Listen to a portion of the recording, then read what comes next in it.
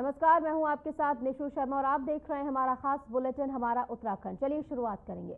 उत्तराखंड के मुख्यमंत्री पुष्कर सिंह धामी का आज मंगलौर दौरा है। समान नागरिक संहिता बिल पास करने को लेकर धन्यवाद कार्यक्रम में सीएम धामी शामिल होंगे। बीजेपी नेता और मंगलौर पूर्व बीजेपी प्रत्याशी करतार भड़ाना की अगुवाई में कार्यक्रम होगा। मुख्यमंत्री पुष्कर सिंह धामी लगभग 1 किलोमीटर का रोड शो भी कर रहे हैं और उसके बाद जनता को संबोधित भी करेंगे। तो वहीं पुलिस प्रशासन की ओर से भी यहां पर कड़े सुरक्षा के इंतजाम किए गए हैं।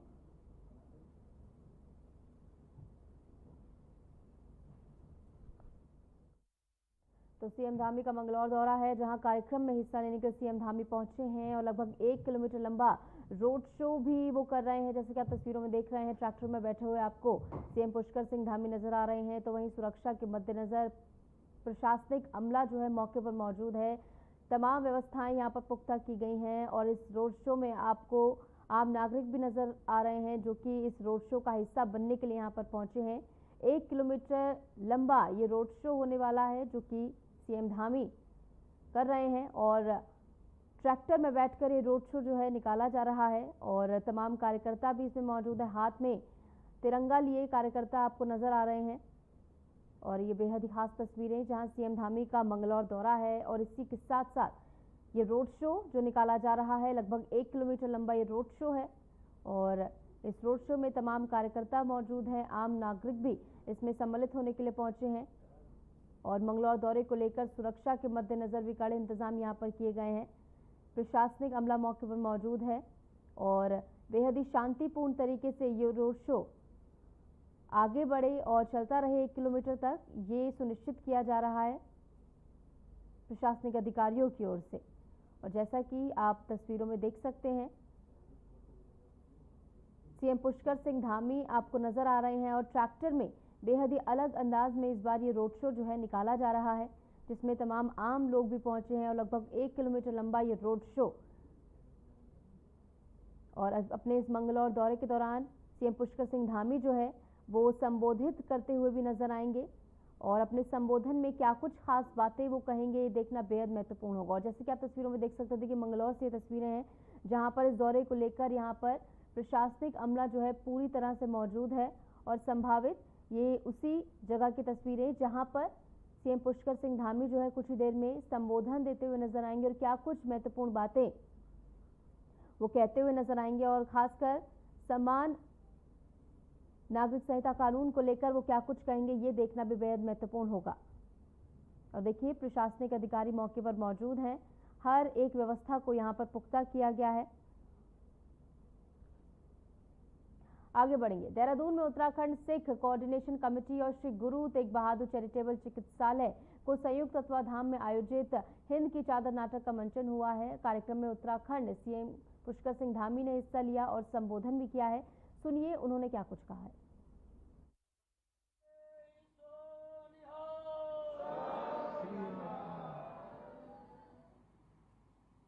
हिंद की चादर नाटक मंचन के अवसर पर अभी आप सब लोगों ने जिनको सुना, दिल्ली सरकार के कैबिनेट मंत्री और हमारे बहुत पुराने मित्र और उत्तराखंड देवभूमि से भी जिनका बहुत लगाव है, पूरे देश भर के अंदर आप हमारी पार्टी के प्रचार प्रसार के लिए, अन्य सामाजिक कार्यक्रमों के लिए लगातार प्रवास करते हैं और उत्तराखंड में एक बड़ा लंबा प्रवास आपका रहा। अनेक धार्मिक स्थलों पर नानकमता साहिब में हम लोग बहुत सारे कार्यक्रमों में एक साथ सम्मिलित हुए और कैबिनेट मंत्री बनने के बाद उनका ये पहला आगमन है, तो मैं आप सबकी तरफ से, अपनी तरफ से उनका यहाँ पर देवभूमि उत्तराखंड आगमन पर आपका स्वागत करता हूँ, आपका अभिनंदन करते हैं।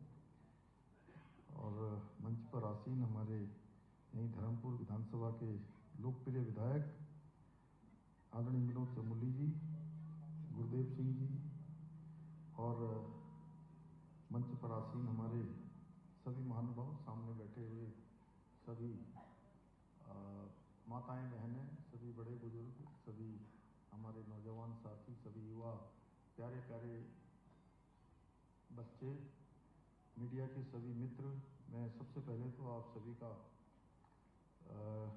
गुरु तेग बहादुर जी के 350वें स्मृति वर्ष को समर्पित इस नाटक हिंद की चादर में पधारने के लिए मंचन के अवसर पर आप सभी का हृदय से स्वागत करता हूं, आप सबका अभिनंदन करता हूं और इस विशिष्ट नाटक के मंचन को सफल बनाने वाले उन सभी आयोजकों का भी साधुवाद देता हूं, जिन्होंने श्री गुरु तेग बहादुर जी के जीवन और विचारों को इस रंगमंच के माध्यम से समाज के समक्ष प्रस्तुत करने का बहुत अद्वितीय कार्य किया है। भाइयों बहनों, गुरु तेग बहादुर जी ने उस संकट काल में कालखंड में अपने प्राणों की आहुति दी, जब हमारे देश की संस्कृति, धर्म और आत्मसम्मान पर बहुत बड़ा खतरा मंडरा था। 14 वर्ष की अल्पायु में ही उन्होंने अपने पिता के साथ मुगलों के खिलाफ युद्ध में अद्वितीय वीरता का परिचय दिया और उनकी वीरता से प्रभावित होकर उनके पिता ने ही उनका नाम तेग बहादुर अर्थात तलवार का धनी रखा था।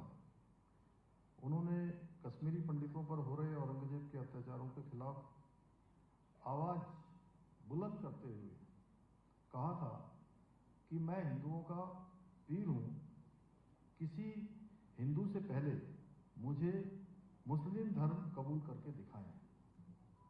और औरंगजेब ने षड्यंत्र पूर्वक उनको, गुरु तेग बहादुर जी को दिल्ली बुलाया और उन्हें बंदी बना लिया। फिर फरमान सुनाया कि इस्लाम स्वीकार करो या मृत्यु का वर्ण करो। उन्होंने और उनके साथियों ने इस्लाम स्वीकार करने से इनकार कर दिया, तो उन पर घोर अत्याचार किए गए। उनके शिष्य को खोलते हुए तेल में डाला गया, किसी को आरी से चीर दिया गया। आप लोग अगर कभी नानकमता साहब जाएंगे तो उसका पूरा चित्रण वहाँ पर लगा हुआ है और सच में जब भी हम उसको देखते हैं तो पूरे शरीर के रोंगटे खड़े हो जाते हैं। कितना भव्य और सजीव, बहुत शानदार वहाँ पर उसका चित्रण किया गया है और कई लोगों को उनमें से जीवित डाला गया। अंततः गुरु तेग बहादुर जी जैसे महान संत, धर्मरक्षक, मानवता के प्रहरी का शीश काटकर गुरु साहब का साहस, बलिदान और संदेश पूरे दुनिया के अंदर अमर हो गया और उनके बलिदान ने बता दिया कि धर्म की रक्षा के लिए प्राण देना पुण्य है, अत्याचार के सामने झुकना अधर्म है। उस महान व्यक्तित्व के कारण ही हिंद की चादर। और इस बीच वक्त तो चला एक छोटे से ब्रेक का, ब्रेक के बाद फौरन हाजिर होते हैं।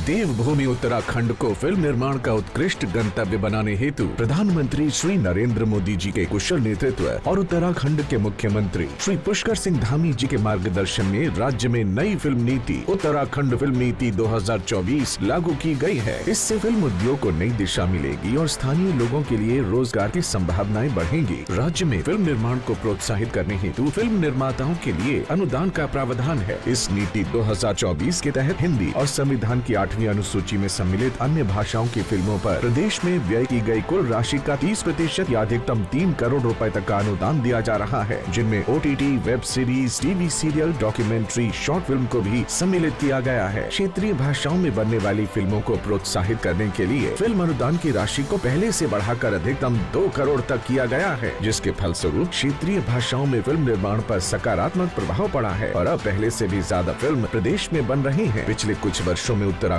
को कई राष्ट्रीय फिल्म पुरस्कारों से भी सम्मानित किया गया है। उत्तराखंड में प्राकृतिक सुंदरता, धार्मिक स्थान और ऐतिहासिक स्थल फिल्म निर्माताओं को आकर्षित कर रहे हैं। राज्य में शूटिंग को बढ़ावा देने के लिए फिल्म विकास परिषद द्वारा ऑनलाइन सिंगल विंडो सिस्टम द्वारा निःशुल्क अनुमति प्रदान की जा रही है। राज्य सरकार फिल्म निर्माण को बढ़ावा देने और स्थानीय प्रतिभाओं को प्रोत्साहित करने के उद्देश्य से फिल्म सिटी और फिल्म संस्थान स्थापित करने की योजना बना रही है। इस नीति के तहत 3T यानी टैलेंट, टेक्नोलॉजी और ट्रेनिंग के तीनों पक्षों पर बल देते हुए 360 डिग्री इकोसिस्टम बनाया जा रहा है, जिससे स्थानीय युवाओं को फिल्म उद्योग में काम करने के लिए तैयार किया जा सकेगा और प्रशिक्षित पेशेवरों के लिए फिल्म और मीडिया उद्योग में काम करने के अवसर बढ़ेंगे। राज्य में फिल्म निर्माण के लिए विकसित किया जा रहा इंफ्रास्ट्रक्चर जैसे शूटिंग स्टूडियोज, प्रोडक्शन हाउसेज न केवल फिल्म उद्योग को बल देंगी बल्कि राज्य में अन्य निवेशकों को भी आकर्षित करेंगी। राज्य सरकार फिल्म निर्माण उद्योग को प्रोत्साहित करने और इसके विकास में सहयोग करने को प्रतिबद्ध है।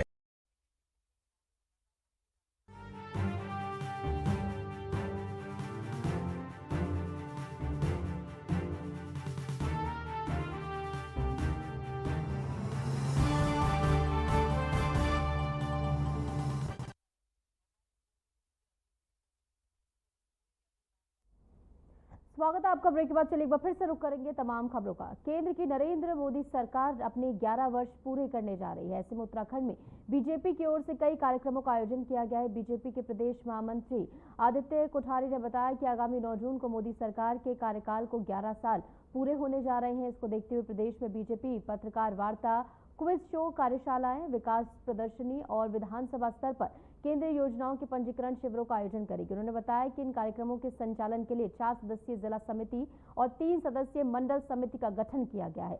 जबकि देहरादून में मुख्यमंत्री पुष्कर सिंह धामी और पार्टी प्रदेश अध्यक्ष महेंद्र भट्ट प्रेस वार्ता को संबोधित करके मोदी सरकार के 11 साल संकल्प से सिद्धि तक विषय पर जिला स्तर पर 10 और 11 जून को प्रेस वार्ता आयोजित करेंगे।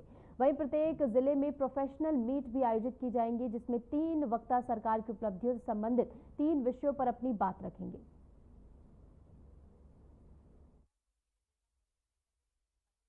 प्रधानमंत्री आदरणीय श्री नरेंद्र मोदी जी को प्रधानमंत्री के रूप में 9 जून को 11 वर्ष पूर्ण हो रहे हैं और इस अवसर पर भारतीय जनता पार्टी ने पूरे देश भर में विभिन्न कार्यक्रम इसके लिए तय किए हैं। इसकी शुरुआत, इसकी शुभारंभ राष्ट्रीय अध्यक्ष आदरणीय जेपी नड्डा जी 8 जून को दिल्ली में प्रेस वार्ता करके इसका शुभारंभ करेंगे और 10 जून को देहरादून में मुख्यमंत्री आदरणीय पुष्कर सिंह धामी जी, प्रदेश अध्यक्ष आदरणीय महेंद्र भट्ट जी यहाँ पर प्रेस वार्ता करके इस कार्यक्रम के विषय में जानकारी देंगे। इस अवसर पर हम लोगों ने एक जिला स्तर पर प्रोफेशनल मीट का आयोजन किया है और उसमें विभिन्न व्यवसाय को करने वाले लोग बड़ी संख्या में जिला मुख्यालय पर गोष्ठी होगी।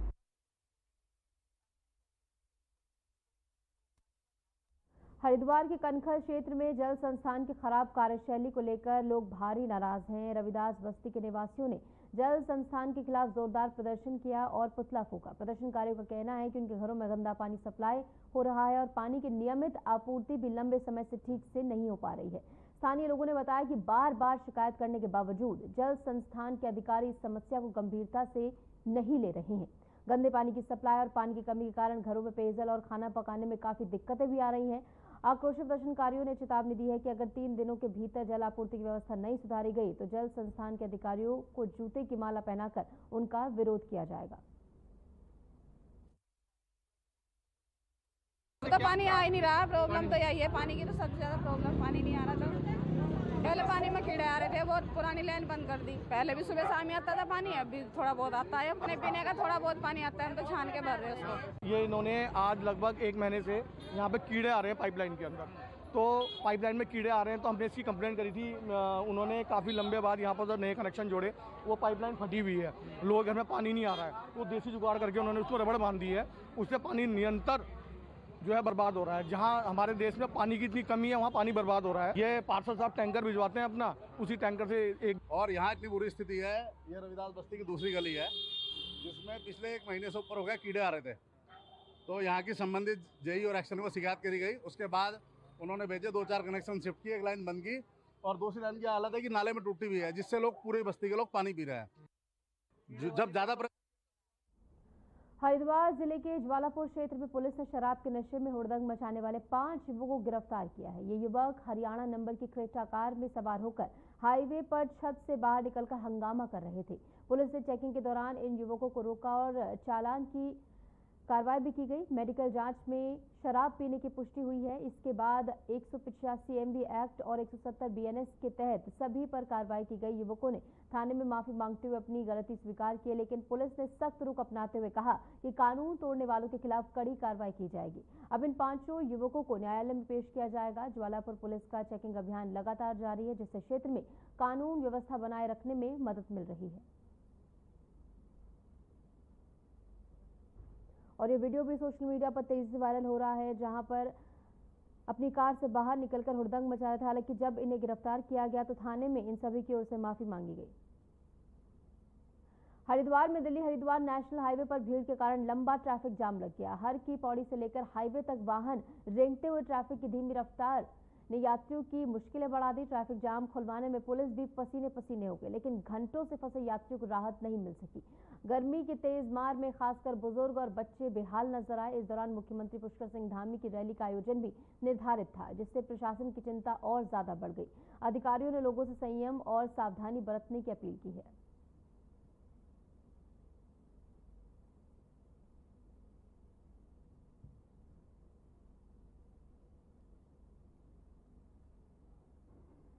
हरिद्वार से दिल्ली की ओर जा रही वैगनार और कार डिवाइडर से जो है वो टकरा गई। हादसे में 2 लोग गंभीर रूप से घायल हो गए हैं। तेज रफ्तार कार ने अपना नियंत्रण खोया और बीच हाईवे पर डिवाइडर से जा टकराई।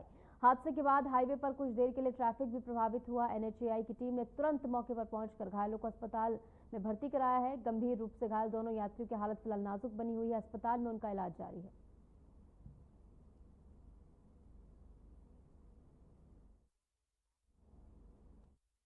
और इस बीच रुक रहे एक और छोटे से ब्रेक के लिए, लौटेंगे कुछ ही देर में।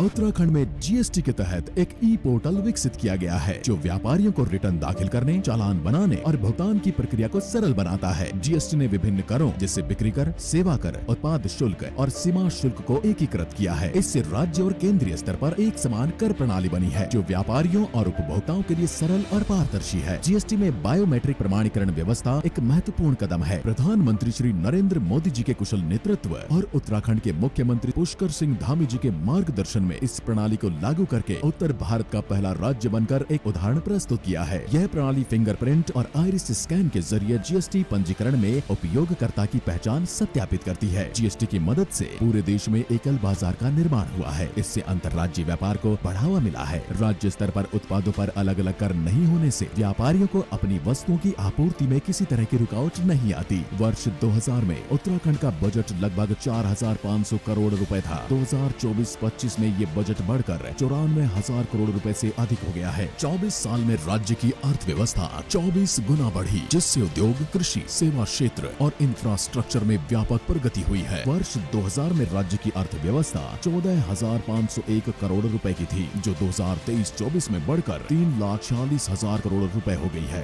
राज्य का कुल राजस्व संग्रह 233 करोड़ से बढ़कर 2023-24 में 10,812 करोड़ हो गया है। GST के तहत व्यापारियों को इनपुट टैक्स क्रेडिट का लाभ मिलता है। इससे व्यापारियों को कर के बोझ को कम करने में मदद मिलती है। राज्य के प्रमुख शहरों देहरादून, हरिद्वार, रुद्रपुर और हल्द्वानी जिलों में 5-5 GST सुविधा केंद्र बनाए गए, जो छोटे और मध्यम व्यवसायों को GST प्रक्रियाओं में मदद करेंगे। प्रति व्यक्ति आय में 17 गुना वृद्धि से राज्य के नागरिकों की आर्थिक स्थिति में सुधार हुआ है। सभी हितधारकों की जरूरतों को ध्यान में रखकर ई-गवर्नेंस ने GST और अन्य आर्थिक सुविधाओं को सुगम बनाया है। एक देश, एक टैक्स।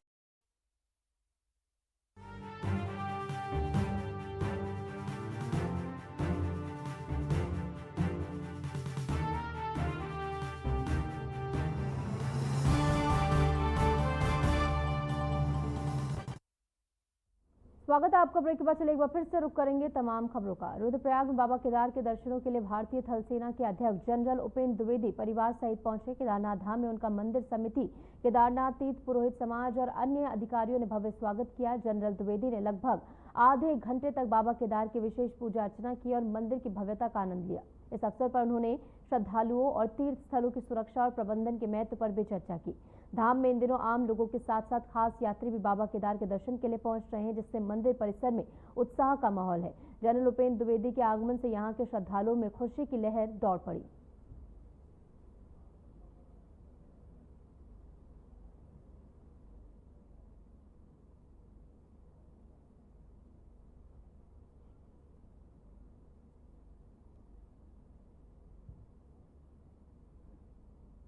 और इस बीच एक बड़ी खबर आ रही है पौड़ी से। आपको बता दें, कंडोलिया देवता की वार्षिक पूजा है और आस्था और उल्लास का अनोखा संगम देखने को मिल रहा है। कंडोलिया ठाकुर की पूजा के लिए भक्त जो है उमड़ रहे हैं। 6 से 8 जून तक धूमधाम से पूजा जो है संपन्न होगी। तो ये बड़ी खबर हम आपको बता रहे हैं, जहां 6 से 8 जून तक धूमधाम से पूजा की जा रही है। कंडोलिया देवता की जो वार्षिक पूजा है वो आज हो रही है और इस खास मौके पर आस्था और उल्लास का एक अनोखा संगम देखने को मिल रहा है। कंडोलिया ठाकुर की पूजा के लिए दूर दूर से भक्त जो हैं वो पहुंच रहे हैं। सुबह तड़के से ही सिलसिला जो है पूजा अर्चना का शुरू हो गया था और लगातार श्रद्धालुओं का आगमन जो है जारी है। भारी तादाद में संख्या में श्रद्धालु जो है इस समय उमड़ते हुए नजर आ रहे हैं। कंडोलिया ठाकुर की पूजा के लिए भक्तों में एक अलग उत्साह और उमंग देखने को मिल रही है। कंडोलिया देवता की वार्षिक पूजा जो है वो लगातार जारी है। 6 से 8 जून तक ये वार्षिक पूजा जो है संपन्न हो रही है।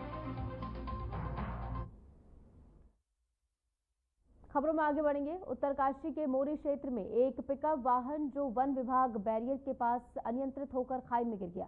वाहन में 3 लोग सवार थे। हादसे में 2 की मौके पर ही मौत हो गई, जबकि एक गंभीर रूप से घायल बताया जा रहा है। सूचना मिलते ही एसडीआरएफ की टीम उप निरीक्षक दीपक कुनियाल के नेतृत्व में मौके पर पहुंची और रेस्क्यू ऑपरेशन चलाया गया। घायल को तत्काल मोरी अस्पताल में भर्ती कराया गया है, जहां पर उसका इलाज चल रहा है। मृतकों के शव भी जिला पुलिस को सौंप दिए गए हैं।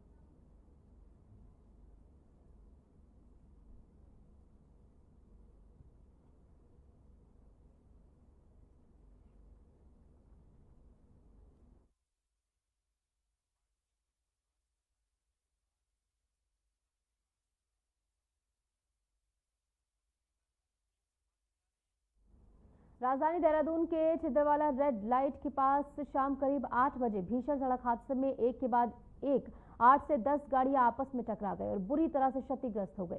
गनीमत ये रही कि इस हादसे में कार में सवार किसी भी व्यक्ति की कोई भी जो है उसे चोट नहीं आई है, कोई भी गंभीर चोट उसे नहीं पहुंची है। जबकि हादसे के बाद हाईवे पर अफरा तफरी मच गई और सड़क पर लंबा जाम भी लग गया। बता दें कि नेशनल हाईवे 7 पर यह हादसा उस वक्त हुआ जब देहरादून से हरिद्वार की तरफ जा रही एक कार का अचानक टायर फटा और गाड़ी के चालक को अचानक ब्रेक लगाने पड़े, जिसके कारण पीछे से आ रही कई गाड़ियां आपस में टकरा गई। जिन लोगों की गाड़ियों को नुकसान पहुंचा है उनमें पर्यटक भी थे जो घूमने यहां पर पहुंचे थे, जबकि कई लोग ऐसे भी थे जो ईद मनाने के लिए अपने घर जा रहे थे। गाड़ी ठुकी, इतनी भयंकर ठुकेगी क्या बोलना है आपका? मेरा जैसलीन। कहाँ से कहाँ जा रहे थे आप? सर मैं एक्चुअल में ट्रेनिंग में हूँ यहाँ फॉरेस्ट डिपार्टमेंट में, फॉरेस्टरों में। तो गाड़ी से पीछे बड़ी जोर से धक्का लगा है, बस अब क्या बताऊँ क्या हुआ है। बस आँख देखा तो पीछे सारा ये हो रखा था। गाड़ियाँ टकरी आपस में, किसी का शायद कुछ पीछे टायर टूर फटा है, कुछ हुआ, उस वजह से पूरा तो मैं यहाँ पे एक गाड़ी पीछे से आई तो उसका एकदम से आवाज़ आएगी जैसे कि टायर फट गया होगा। बाकी गाड़ियाँ रेड लाइट हो रखी थी, खड़ी थी। अच्छा। अब उस गाड़ी का पता नहीं चल रहा कि मतलब वो कौन सी थी, किसने ठोकी क्या नहीं ठोकी, मतलब पर इतनी दूर से आवाज़ आई थी जैसे उसका टायर फटा होगा। अच्छा, बस यही देखा हमने। तो क्या माहौल हो गया था उस समय यहाँ पे? माहौल तो सर अफरा तफरी का हो गया था, वो तो सारे लोग। फिर जिस गाड़ी का टायर फटा उसके आगे की एक बाइक थी, तो जैसे ही गाड़ियाँ ठुकी रुकी तो मैं तो सबसे पहले बाइक वाले को देखने गया कि मैंने कहा फिर बाइक। और इस बीच एक बड़ी खबर आ रही देहरादून से। आपको बता दें, कूड़ा उठान वाहनों चालकों को अब मोबाइल फोन दिए जाएंगे। नगर निगम ने 250 मोबाइल खरीदे हैं। निगम की ओर से ये मोबाइल फोन दिए जाएंगे। निगम की ओर से सभी वाहनों में ये फोन रखे जाएंगे। कूड़ा वाहन क्षेत्र में नहीं आने पर लोग वाहन चालक से बात कर सकेंगे। जल्द ही सभी नंबरों को एक्टिव किया जाएगा। तो कुल मिलाकर अब जो है नगर निगम ने 250 मोबाइल फोन खरीदे हैं, जहां पर हर एक गाड़ी में एक मोबाइल फोन को रखा जाएगा, ताकि अगर कोई कूड़ा उठाने वाली गाड़ी अगर नहीं पहुंचती है तो लोग जो है सीधा संपर्क कर पाएंगे इस फोन के जरिए। निगम की ओर से सभी वाहनों में ये फोन रखे जाएंगे।